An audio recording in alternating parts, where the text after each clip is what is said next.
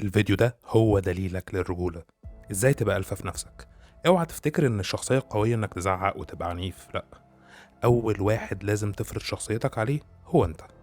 يعني ما ينفعش يبقى وراك التزام وتكسل او تتخاذل، ده ضعف. ما ينفعش يبقى هدفك طول الوقت انك تتبسط. السعادة والانبساط ثقب اسود.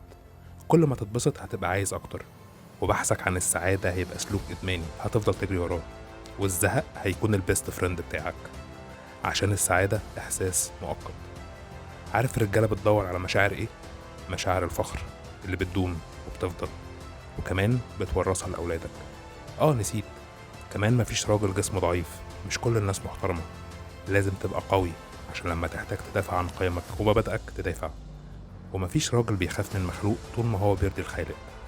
عشان تبقى راجل صح، اعمل اللي يخليك فخور، اهتم بعقلك وبصحتك، ارضي ربنا، وافتكر ان التكبر طبع الفاشلين. فلو انت مش بتعمل كل ده، راجع نفسك وابدأ دلوقتي. سلام.